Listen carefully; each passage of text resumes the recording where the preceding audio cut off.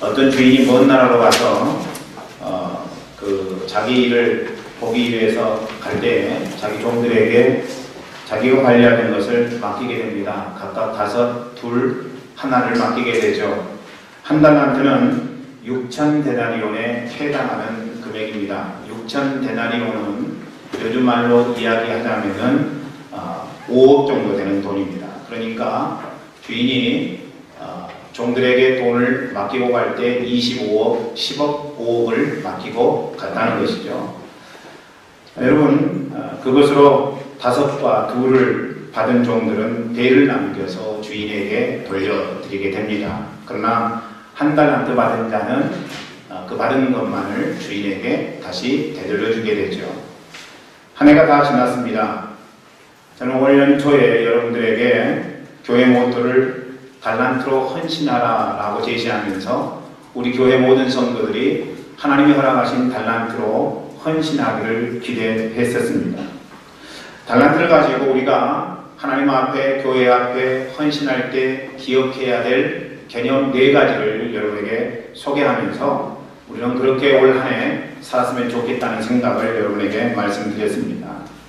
여러분, 이 4가지가 올 한 해 우리 공동체에게 하나님께서 허락하신 말씀입니다. 그 4가지가 무엇인지 오늘 좀 다시 한번 생각하면서 올 한 해를 결산하기를 원합니다. 첫째, 달란트는 내 것이 아니라 주인의 것이라는 개념입니다. 오늘 본문의 14절 말씀은 이렇게 시작합니다. 14절 말씀을 읽어보죠. 시작. 또 어떤 사람이 타국에 갈 때 그 종들을 불러 자기 소유를 맡김과 같으니, 여기에 여러분 주인이 있고 또 그 주인의 소유를 맡은 종들이 있습니다. 그런데 말씀에 의하면 언젠가 주인이 다시 올 것이고, 주인이 다시 오게 되면은 맡긴 것을 셈할 때가 있다는 사실을 우리에게 분명히 이야기해 주고 있습니다. 여러분이 갖고 있는 것은 누구의 것입니까? 우리는 내 것은 내 것이다 이렇게 생각할 수 있습니다. 여러분, 그런데 우리가 갖고 있는 이것이 내 것이다라고 이야기하지만 내 것이 아닌 것은 무슨 이유 때문에 그러냐면은 내가 원할 때 이것을 갖고 갈 수 있느냐, 내가 지니고 있을 수 있느냐, 이것을 보면은 그것이 과연 내 것인지 내 것이 아닌지를 분별할 수 있게 된다는 것입니다. 우리가 내 것이라고 주장할 수 있는 그 권리는요, 잠시 잠깐이에요. 그렇죠. 제한적이라는 것입니다. 우리가 숨이 있는 한 그것이 내 것이라고 주장할 수 있지만은 언젠가 내가 숨을 거두게 될 때에는 내가 내 것이라고 주장했던 그것이 하나도 내 것이 되지 않는 상황 가운데 처하게 된다는 것이죠. 그러니까 그 기간이 끝나면 주인이 우리를 다시 되돌려 주기를 기대하면서 기다리고 있다는 것입니다. 그때 내 것인 줄 알았다가 내 것이 아니어서 깜짝 놀란들 그것이 우리에게 어떤 의미도 줄 수가 없다는 것입니다. 그때 후회한다면 그때는 이미 늦은 것이 되고 만다는 것입니다. 여러분, 돈 갖고 갈 수 있습니까? 돈이라고 하는 것 소유하면 얼마나 편합니까? 그래서 많은 사람들이 돈을 소유하기 위해서 서로 싸우고 다투고 경쟁하게 되어 있습니다. 그런데 이 돈이라고 하는 것, 그것은 우리가 목숨이 끊어지면 한순간도 우리 수중에 있을 수 없다는 것입니다. 집 갖고 갈 수 있습니까? 여러분, 새 집을 마련하면 그 집을 아름답고 편하고 좋게 우리가 가꿉니다만은 사실상 우리가 그렇게 가꾸는 집도 내 것이라고 볼 수가 없다는 것입니다. 순식간에 우리를 부르시는 그날 우리는 주님 앞에 집을 놔두고 갈 수밖에 없다는 것이죠. 여러분, 심지어 내 몸 갖고 갈 수 있으니까 내 몸 갖고 갈 수 없다는 것입니다. 그렇게 따져서 생각해 보면은 우리 삶 가운데 내 것이라고 주장할 수 있는 것은 아무것도 없다는 것이죠. 그런데 많은 사람들이 자꾸 내 것이 아님에도 불구하고 내 것이라고 그렇게 주장들을 합니다. 부인하는 거죠.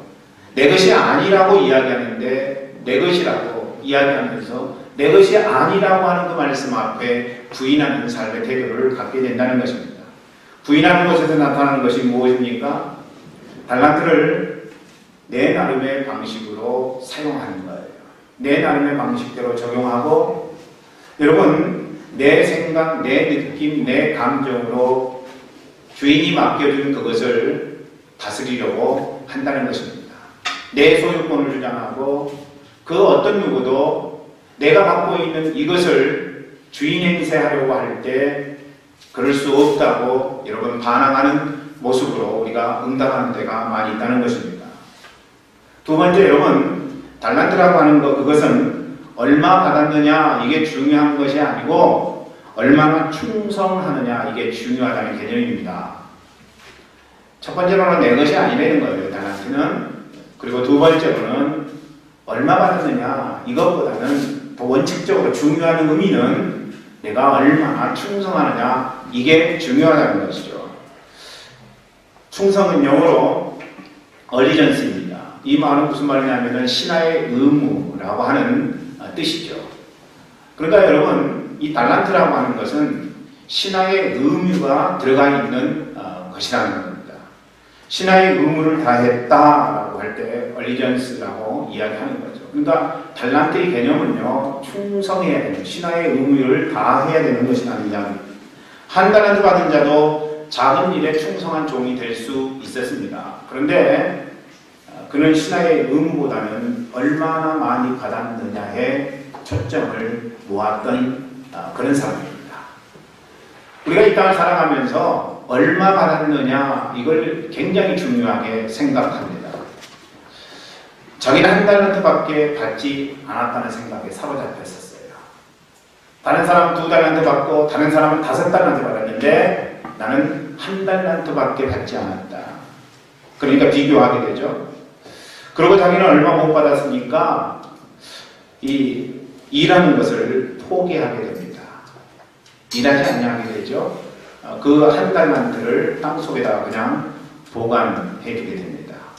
동일하게 우리는 얼마 받았는가를 가지고 평생을 싸우게 됩니다. 상대보다 내가 받은 것이 더 많으면 우월감을 갖게 되고 상대보다 내가 받은 것이 더 작게 되면 열등감을 갖게 된다는 것이죠. 이 비교의식을 저는 우리 교회 모든 성도들이 쓰레기통에 던져버리기 원합니다. 여러분, 비교의식, 이것은 우리의 삶을 복되게 만들지 아니합니다. 오히려 우리의 삶을 저주 가운데로 만들 요소가 충분하다는 것입니다. 그렇기 때문에 여러분, 비교하는 의식은 쓰레기통에 던져버려야 된다고 하는 것입니다. 저는 우리 교회 모든 분들이 비교의식에 시달리지 않기를 원합니다. 자유하세요. 하나님이 주신 것만큼 누리고 사세요. 여러분, 하나님께서 주신 것 이상으로 우리가 소유하려고 할 때 우리는 오버하게 되고 그 오버를 통해서 우리의 삶은 불편해질 수밖에 없다는 것입니다. 그렇기 때문에 여러분, 지금 주님이 나에게 주신 것이 무엇인가 그 일 앞에 우리가 충성해야 된다는 것이죠. 하나님 나라는 작은 일에 충성하는 삶입니다. 작은 것이 아름다운 것이죠. 그렇기 때문에 작은 일에 충성하는 것, 그것이 우리의 삶 가운데 필요하다는 거예요. 그러면 우리 하나님께서 크게 써주십니다.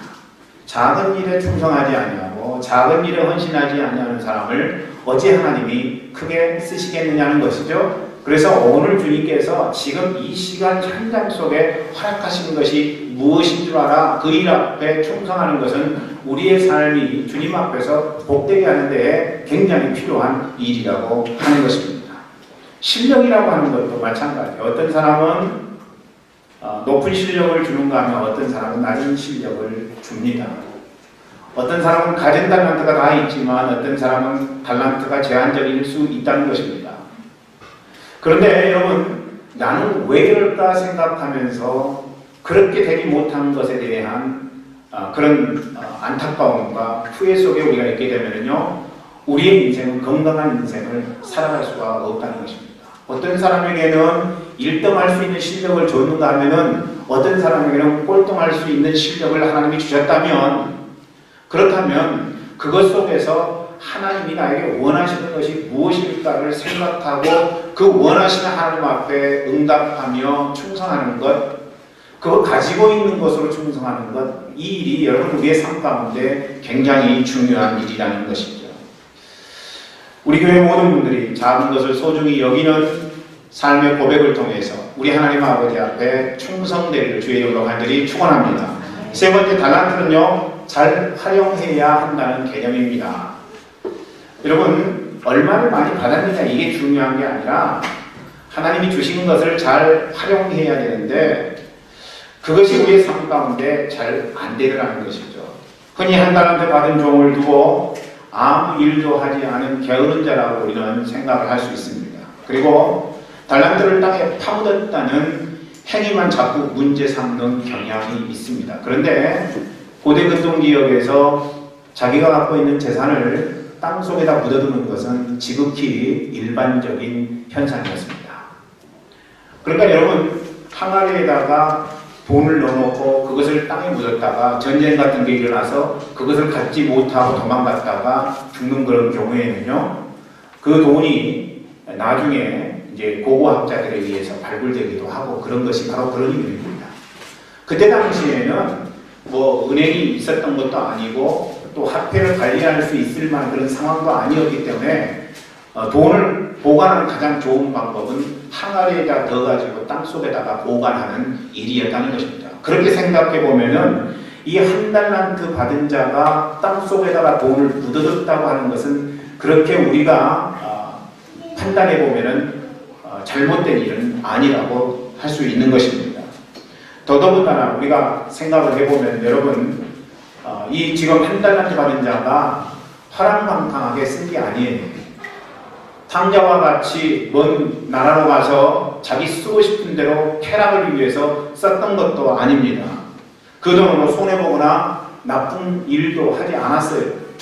여러분, 당시로서는 가장 안전하게 보관하는 방법이 땅속에다가 돈을 두는 방법을 선택했는데, 여러분, 그런데 지금 이 한 달란트 받은 자가 간과한 게 있었다고 하는 것입니다. 그것은 뭐냐면요, 주인이 그 돈을 활용하기를 원했다는 것입니다. 주인이 원했어요. 뭐 하기를요? 활용하기를. 주인은 한 달란트를 그냥 땅속에다가 보관하는 것, 그거 원치 않았다는 것입니다. 16절 말씀 보세요. 공동번역본으로 보면은요, 여러분 이렇게 기록이 되어 있습니다. 앞에 나와 있는 말씀으로 한번 우리가 읽어보죠. 시작. 5달란트를 받은 사람은 곧 가서 그 돈을 활용하여 5달란트를 더 벌었다. 주인의 뜻은 활용하는 겁니다. 그것을 사용하는 거예요. 잃어도 괜찮아요. 주인의 뜻은 그것을 활용하다가 잃어도 괜찮다는 생각을 갖고 있었던 것입니다. 그런데 여러분, 우리가 잘 활용하기 위해서 필요한 것은요, 3가지예요. 첫 번째는 연습해야 된다는 거예요. 잘 활용하기 위해서 연습하라고 하는 것입니다. 여러분, 연습 없이 잘 활용할 수 없습니다. 그렇죠? 어떤 일이든지 경지에 오르기 위해서는 연습하는 수밖에 없어요. 그래서 여러분, 우리 달란트를 활용함에 있어서 필요한 것은요, 연습해야 된다는 거예요. 그냥 되는 법은 아무것도 없습니다. 열심히 연습하고 노력하고 수고하고 애쓸 때에 여러분 경지에 오르게 되고 그것을 활용할 수 있게 되는 거예요. 두 번째는 여러분, 끈기가 있어야 된다는 것입니다. 끈기가 없어서는 안 됩니다. 여러분, 끈기가 없으면요, 어떤 일을 하다가 순식간에 포기하고 말게 된다는 거죠. 그래서 이제 여러분, 우리의 삶 속에 필요한 것은 끈기라는 거예요. 내가 죽어도 이 일을 성공해 보겠다. 내가 죽어도 이 일을 한번 해내 보겠다라고 하는 끈기가 우리의 삶 가운데 필요하다는 것이죠. 현재는 여러분 얼마나 버티느냐에 따라서 그 인생의 명암이 좌우될 수 있다는 것입니다. 저는 우리 교회 성도들이 하나님께서 허락하신 일이라고 한다면 그 일을 끝까지 끈기 있게 견뎌냄으로 말미암아 하나님 부으시는 놀라운 축복의 역사가 삶 가운데 경험되어지기를 주의 이름으로 간절히 축원합니다. 여러분, 세 번째로는요, 그것을 개발을 해야 된다고 하는 것입니다. 달란트는 개발해야 돼요. 하나님께서 우리에게 주신 것이 어떤 것인지, 하나님께서 내게 허락하신 달란트가 어떤 것인지 그것을 개발하지 아니하면 안 된다는 것입니다. 어떤 분은 노래를 잘 부르는 분이 있어요. 또 어떤 사람은 그림을 잘 그리는 사람이 있을 수 있습니다. 어떤 분은요, 잘 가르치는 분이 있을 수 있어요. 하나님이 내게 잘 할 수 있도록 인도해 주신 것이 무엇인지를 내 삶 속에서 개발해 내는 작업이 필요해요. 어떤 사람은요, 하나님께서 이미 주셨는데 그것을 개발하지 아니함으로 말미암아 사용하지 못하고 있는 경우도 굉장히 많이 있을 수 있다는 것입니다. 어떤 분은 어떤 상황에서도 교제하는 일에 대가인 분들이 있을 수 있습니다.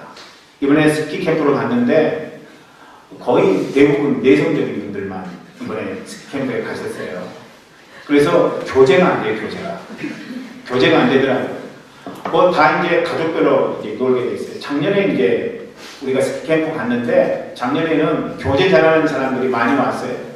그래가지고 첫째 날부터 여러분 방에 모여가지고 집회 끝나고 나서 방에 모여가지고 별걸 다 먹었습니다. 뭐 컵라면뿐만 아니고 여러분 뭐 밥도 해가지고 밥도 뭐 먹고 막 그랬는데 이번에는 그런 일이 거의 없었습니다.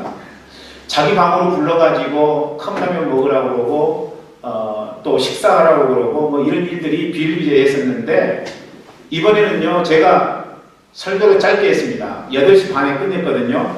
8시 반에 끝냈는데 8시 반에 끝나면 방으로 들어가서 다들 그냥 자더라고요.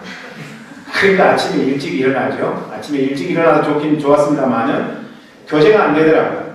근데 어떤 사람은요 교제할 수 없는 상황임에도 불구하고 한번 말하기 시작하면은 그 교제장이 너무나 화기애애하게 이끌어가는 그런 모습을 가진 분들이 있더라는 것입니다.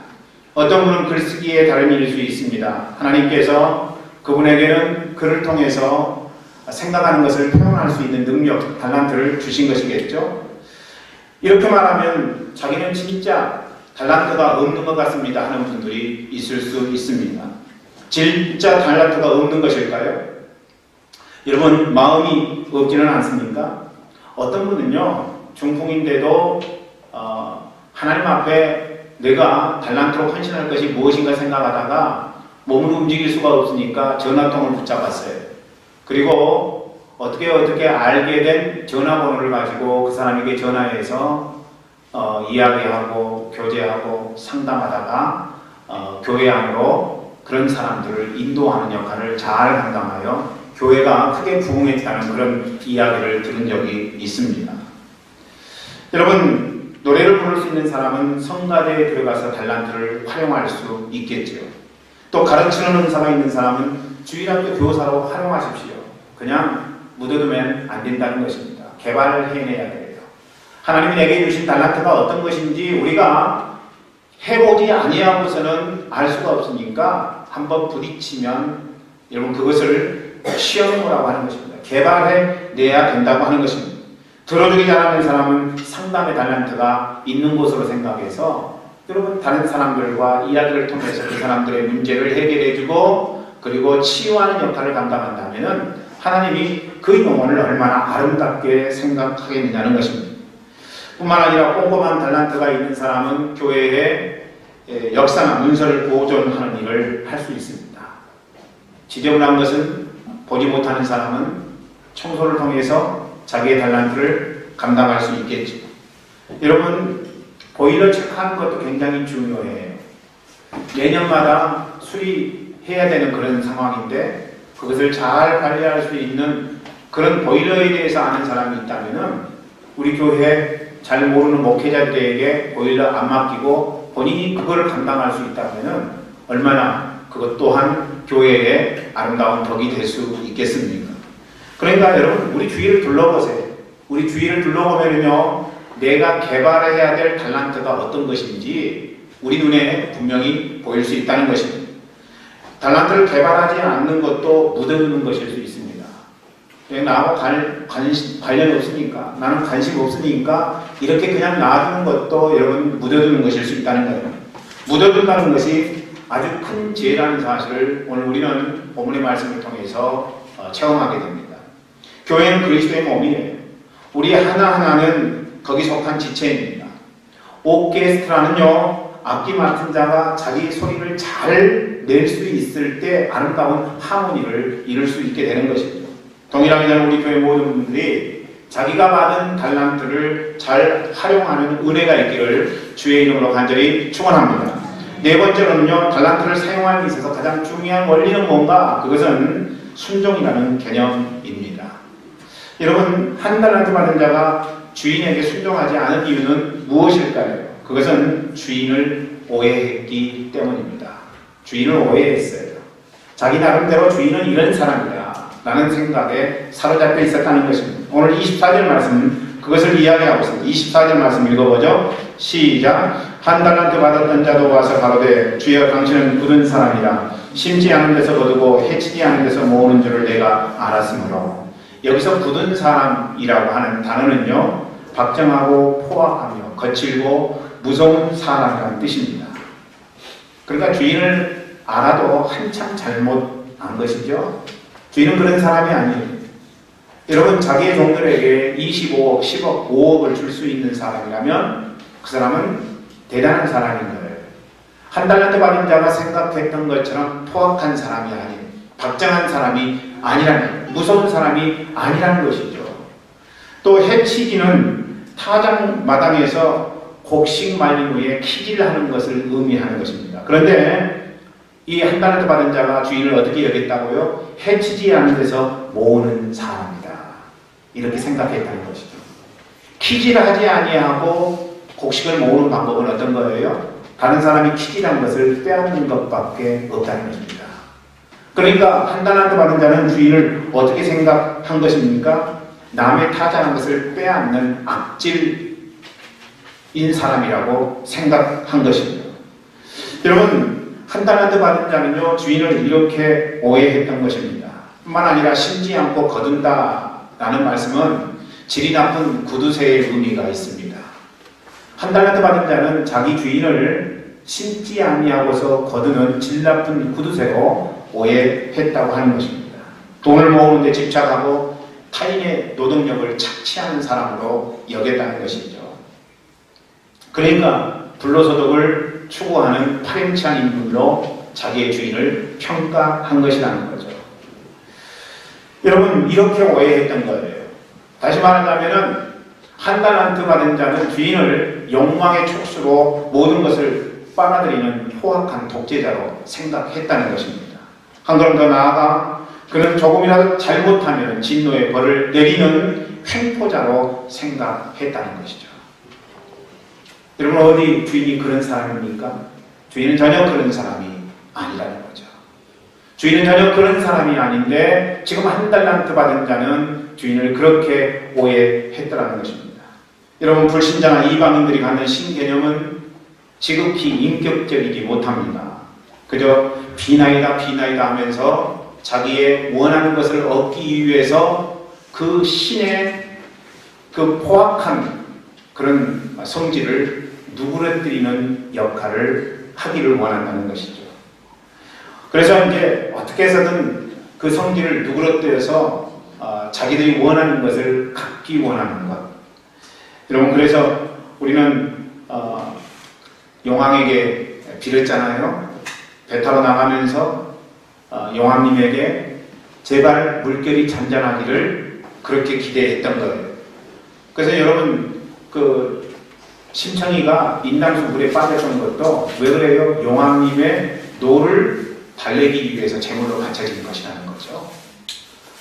과거에 그런 일들이 굉장히 많이 있었습니다.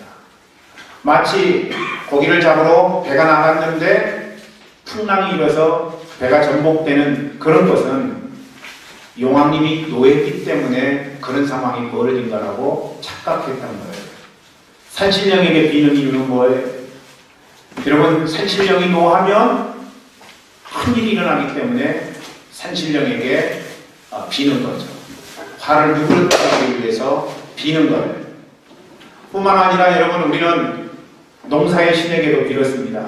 농사를 지어놓고 바람이 불면은 농산물이 다 쓰러지고 우박이 내리면 다 깨지고, 여러분, 그렇기 때문에 그런 때에는 우리가 바람의 신에게 화를 진정시킬 것을 요구했던 것이고, 물의 신에게 홍수가 나지 않기를 우리는 빌었던 것입니다. 여러분, 세상에서의 애군을 피하기 위해서 불안하게 모시는 신개념이 우리나라에 있었다는 것입니다. 오늘 본문에 한 달란트 받은 자는 주인을 이렇게 생각했던 것입니다. 제발 화를 내지 말고 좀 잠잠하기를 원하는 그런 마음. 그런 마음이 한 달란트 받았던 자의 마음일 것입니다. 그래서 주인을 잘못 생각한 것이고 오해했던 것입니다. 반대로 착하고 충성된 종의 경우를 한번 우리는 생각해 볼 필요가 있습니다. 16절, 17절 말씀 읽어볼까요?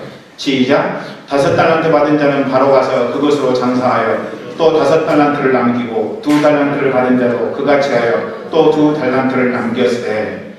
여기서 핵심 단어를 뽑는다면 어떤 것일까요? 남는 것일까요? 5달란트를 남겼다, 2달란트를 남겼다, 이것일까요? 우리는 주로 그런 것에 우리의 초점을 맞추는 경향이 있습니다. 얼마 남겼대, 얼마 남긴 것, 이것이 더 중요하다고 생각할 수 있습니다만은, 그런데 오늘 우리가 읽은 이 말씀 가운데서 핵심 단어를 뽑으라고 한다면요, 그것은 바로 가서라고 하는 단어일 거예요. 바로 가서. 뿐만 아니라 한 걸음 더 나아가 그같이 하여.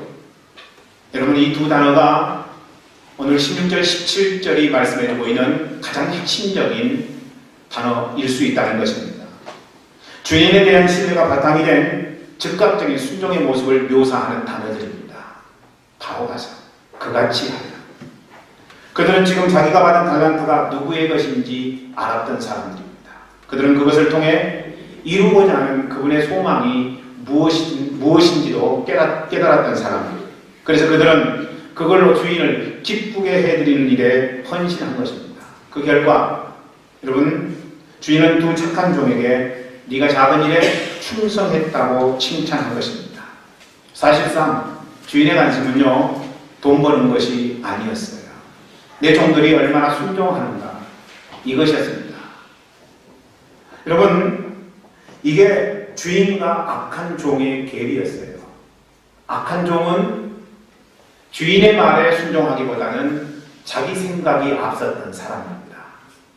자기 생각이 앞서서 주인을 오해했다고 성경은 이야기하고 있습니다. 주인은 그렇지 않은 사람인데 한 달란트 받은 자는 그렇게 인식했다는 것입니다. 아예 처음부터 주인의 이야기에 순종하고자 하는 마음이 이 한 달란트 받은 자에게는 없었다는 이야기로도 우리는 대변할 수 있을 것입니다. 그러니까 자기 생각이 앞서는 거예요. 자기 생각이 앞서니까 자기 나름대로의 방식을 선택했다는 것입니다. 그렇다면 우리가 천국에 가기 전까지 무엇을 훈련해야 될까요? 여러분, 하나님 뜻에 순종하는 작업을 저는 훈련해야 된다고 생각을 합니다.